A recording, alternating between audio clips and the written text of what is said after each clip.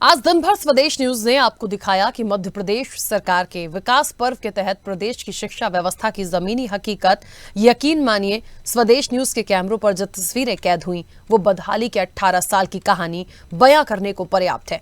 अध्यापक है, युग निर्माता, छात्र राष्ट्र के भाग्य विधाता जैसे सरकारी स्लोगन के बीच प्रदेश में सरकारी शिक्षा का महकमा भ्रष्टाचार के बड़े बड़े मगरमच्छों के जबड़े में फंसकर छटपटा रहा है।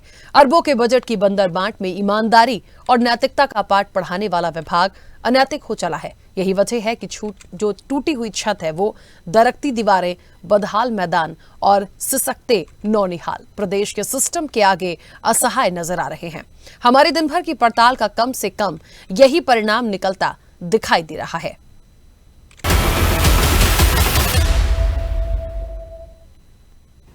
एक जमाना ऐसा था 2003 तक मध्य प्रदेश में जब स्कूल जाते थे तो हम पहले एक हाथ में बस्ता और एक हाथ में फट्टी दबा के ले जाते थे, क्योंकि बैठने की कोई व्यवस्था ही नहीं होती थी। स्कूलों के भवन टूटे फूटे रहते थे और तुमने तो मामा का राज देखा है, बिजली में पड़ रहे हो। और इस वक्त आपको बता दें कि न्यूज हेड डिजिटल अनिरुद्ध सुनानी हमारे साथ जुड़े हुए हैं।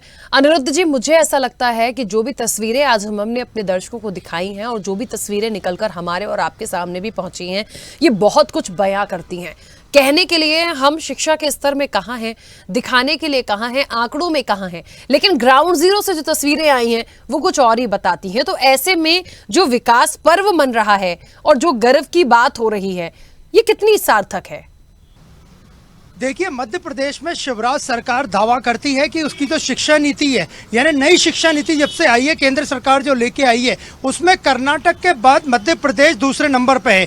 यानी सरकार के बार बार दावे किए जाते हैं, बड़े बड़े विज्ञापन छपवाए जाते हैं, सोशल मीडिया में दावे किए जाते हैं कि शिक्षा नीति में कर्नाटक के बाद पूरे भारत के सभी राज्यों में मध्य प्रदेश नंबर 2 पे है। और हकीकत आज सुबह से हम देख रहे हैं। और जहाँ तक हम भोपाल की बात करें तो भोपाल के बीच में तो स्कूल अच्छे बने हुए, लेकिन आउटर इलाकों में स्कूलों की हालत, खासकर सरकारी स्कूलों की हालत, जिसमें सबसे ज्यादा गरीबों के बच्चे पढ़ने जाते हैं, जरूरतमंदों के बच्चे पढ़ने जाते हैं, उसकी हालत खराब है। 18 से 19 साल तक मध्य प्रदेश के शिवराज सिंह चौहान लगभग 18 से 19 साल तक मुख्यमंत्री रहे, लेकिन उन्होंने शिक्षा के क्षेत्र में काम जो किया है वो सबके सामने हमने खुद देखा। और जहां तक हम बात करें भोपाल की, तो भोपाल में भी सीएम राइस के जितने स्कूल बन रहे हैं उसमें भारी भरकम बजट लाया गया है। भारी भरकम बजट के साथ कुछ स्कूलों में ऐसे प्रिंसिपल हैं जो कि एलिजिबल ही नहीं है कि वो सीएम राइस में प्रिंसिपल रहें। कुछ ऐसे टीचर्स हैं जो एलिजिबल ही नहीं है कि वो सीएम राइस स्कूल में टीचर रहे, लेकिन वो काम कर रहे हैं। भी 1 तारीख से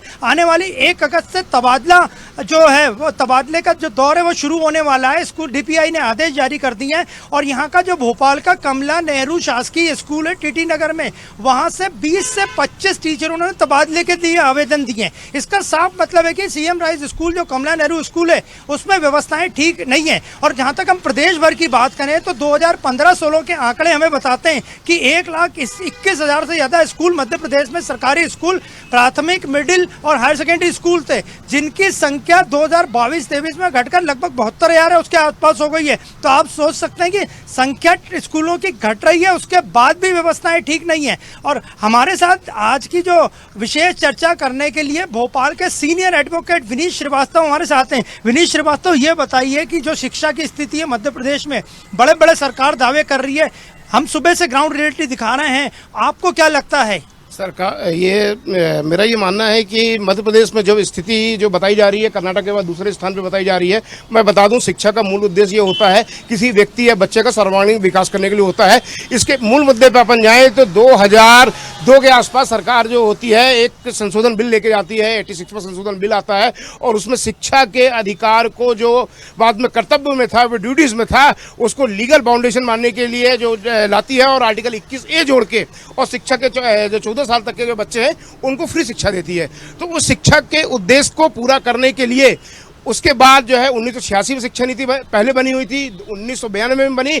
उसके बाद वो शिक्षा नीति समय समय में पर्याप्त नहीं थी, इसलिए 2019 में कस्तूरी रंजन कमेटी की सिफारिश पे एक नई व्यापक शिक्षा नीति की सिफारिश की गई, जिसमें उत्तरदायित्व, उपलब्धता, सुगमता, समानता। मध्य प्रदेश में ये सारी चीजें दिखती हैं आपको? नहीं, इसी पे बता रहा हूँ कि ये सुगमता, समानता, ये 4-5 जो बिंदु तय किए गए थे, इसके आधार पे जो है सारी चीज होती हैं। इन 4-5 बिंदुओं के आधार पे पूरी शिक्षा नीति का ड्राफ्ट तय किया गया। उन्होंने बताया कि स्कूल में बच्चे को पढ़ने के लिए कुछ बेसिक चीजें होती हैं। नहीं, ये सारी चीजें आप बता रहे हैं, ये मध्य प्रदेश में आपको नजर? मैं उसी पॉइंट पे आ रहा हूँ, नहीं आती है। बच्चे जब पढ़ने जाता है तो जैसे सोच की व्यवस्था होती है, क्योंकि स्कूल में एक प्राइमरी व्यवस्था, नेचुरल कॉल है, तो सोच की व्यवस्था नहीं होगी। लगभग मेरा ये मानना है कम से कम 26-27 स्कूल ऐसे हैं जिसमें एक भी सोच नहीं है। ग्राउंड हकीकत कुछ और, किताबी हकीकत और क्या शिक्षा की उत्तरदायित्व जो हमारा ऑब्जेक्ट है, क्या उसकी पूर्ति हो रही है? मध्य प्रदेश में लंबे समय से भारतीय जनता पार्टी की सरकार है, लंबा पीरियड होता है 17, 18, 20 साल। आपको लगता है सरकारी स्कूलों की तस्वीर बदली जा सकती थी?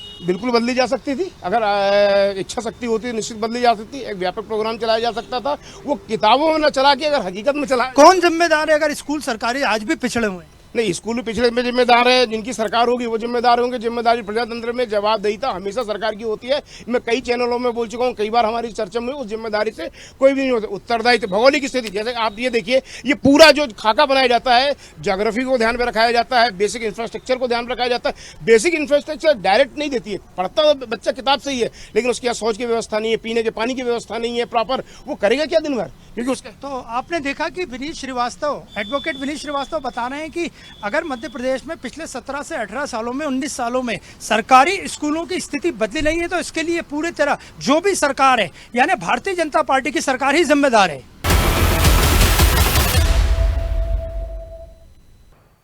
ऐसे ही वीडियोस के लिए लाइक करें, शेयर करें, फॉलो करें, YouTube पर जाकर सब्सक्राइब कर बेल आइकन दबाना ना भूलें और ताजा अपडेट्स के लिए SwadeshLive.com पर जरूर जाएं।